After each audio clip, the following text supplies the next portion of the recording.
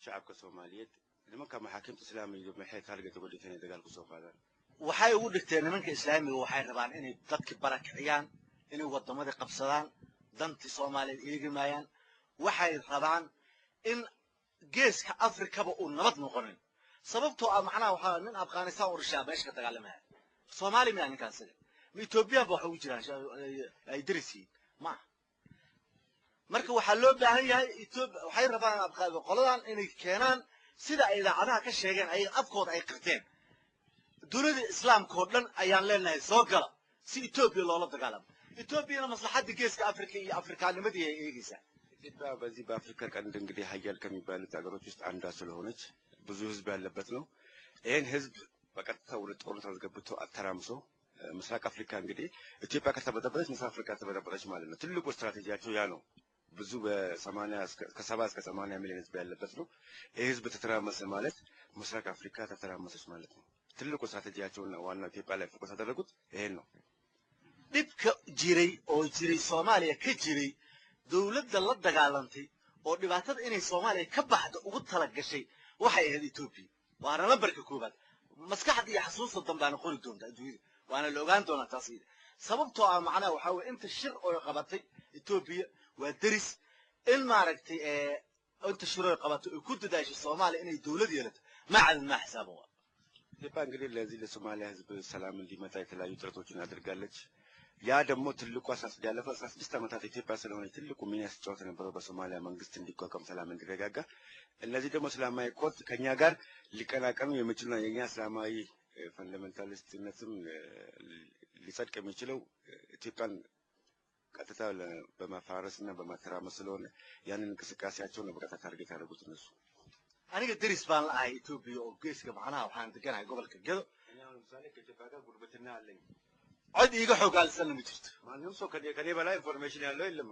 cid America ka qaynaysa Europe ka qaynaysa Arab ka qaynaysa Asia ka qaynaysa been waa waxba kama jiraan እንግዲህ እነዚህ ውጪ የጮሁ ያሉት ተቃዋሚ ፓርቲ የነሱ የእስላማዊ ኮርት ደጋፊ ነን የሚሉት ስለ ገዶም ይሁን ስለ ሳውዘርን ኢትዮጵያ በተመለከተ አንድም እንቅስቃሴ በዛ አካባቢ ያለው ሁሉ አጠቃላይ ከኔ በላይ የሚያውቁት ነገር የለም ማለት ግን እዛ አሜሪካ ያሉን እናገራሉ በቴሌፎን እዛ ሌሎች ተለያዩ አካባቢ እነ ሱዳን ያሉትን አረብ ሀገር ያሉትን እናገራሉ እንዲህ አይነት እንቅስቃሴ እየተካሄደ ነው ብሎ ያወራሉ ያ ደግሞ መሰረተ ቢስ ወሬ ነው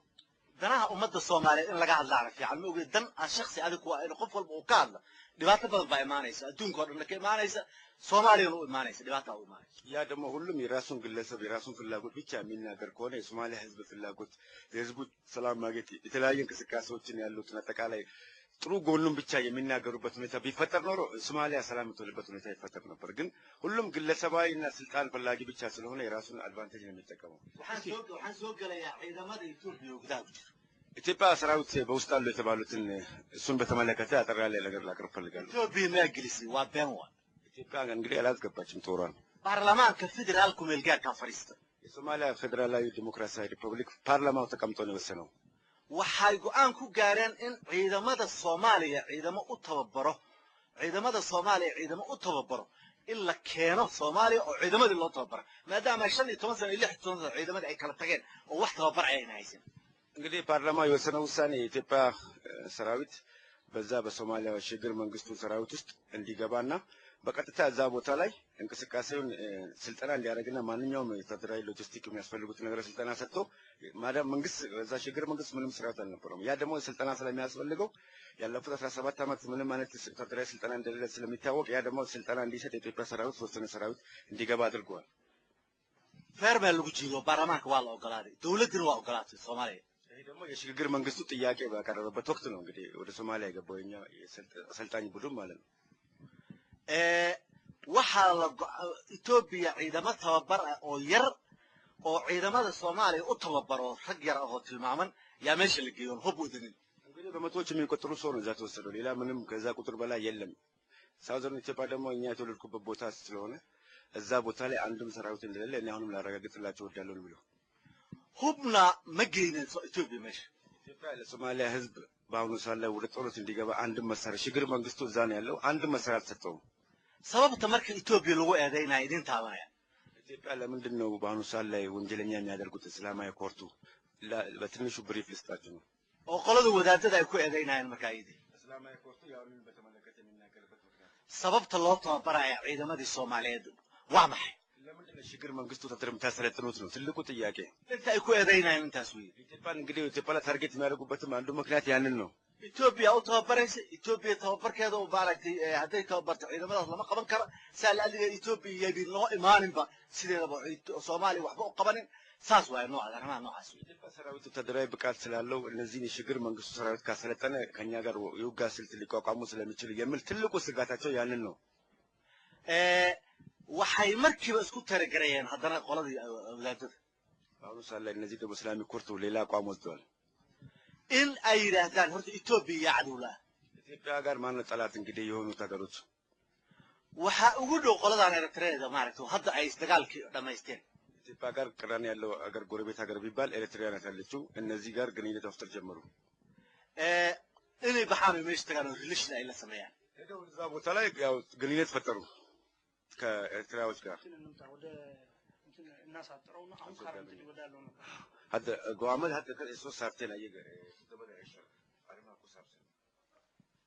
አሁን ምንድነው ያለው እዛ አክራሪ አደገኛ ባህሪ ምንድነው waxyaalaha uu maxaakiimta islaamiga ee qatarta ku yahay oo go'aanada soo saartay iyo wixii dhibaatooyin ku soo wada foodada waxaana soo saaran inay ku dhawaaqay toddoba cisho arrimahaas in wax brief naga siisan rabnaa buu yiri arrimahaas iyaga horta toddoba maalmood Ethiopia inay meesha uga baxdo waa yiraahdeen sababta kan Ethiopia la ka tuta Soomaaliya gizaad min la qarabut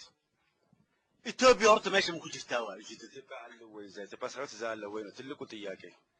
meesha Eritrea iyo waxa ku jira Afghanistan iyo ma garanaysaa qolada argagixisada baalki ay ku jiro እዛ ቦታ ላይ ያሉት እንግዲህ ታወቀ ነው ኤርትራ ሰራዊት አለ ከአፍጋኒስታን የመጡ አሉ ከፓኪስታን የመጡ የተለያዩ ህዝቡላ የመጡ ሰዎች አሉ ይሄ በግልጽ የሚታወቅ ነው ኢራቆች አሉ ሁሉ ወደ ይችላል ወግና እዛ ቦታ ላይ አለ ይሄ በግልጽ የምናየው የነበረ ነገር ነው maahan annaga sidii Ethiopia mini waan ogna meesha ay kala joogaan iyo waxa soo dhan iyo dadka inta tiradooda leeyihiin kulli waa ogna አጠቃላይ እዛ ያለውን በቁጥር እናውቃለን አንድ ባንድ ምን ለማን እንደሆኑ ይታወቃል በደንብ በግልጽ የሚታወቅ ነገር ከማን የተደበቀ አይደለም cadowga waxa sameeynaayna waa Eritrea oo dabada ka wada dhibka jiro in maanta maaragtay ay u horseedo Soomaaliya inayna dawlad ka dhan sababta koos gareysayna waa idin sheegaya koow markii u horeysa male Eritrea dekad bay leedahay Djibouti dekad bay leedahay Soomaaliya dekad bay leedahay maadaama saddexdooda ay dekad leedahay waxa way Djibouti marabta in Soomaaliya dekadeeda ay isticmaasho Ethiopia Eritrea marabta Soomaaliya inay nabad noqoto oo dekad Soomaaliya ay isticmaalaan Ethiopia ay isticmaalaan maraba እዚህ ላይ ትልቁ ብስር ምንድነው የሶማሊያ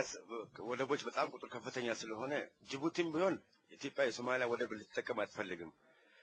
ኤርትራም ቢሆን ወደባ ኢትዮጵያ ስለማትገለገል ቅራኔ ስላለ በመሃላቸው ያንን ወደብ እንዳትጠቀም ነው ሶማሊያ ውስጥ ገብታ ኢትዮጵያና ሶማሌዎችን የምታናቁረው ትልቁ ስትራቴጂያቸው ያ ነው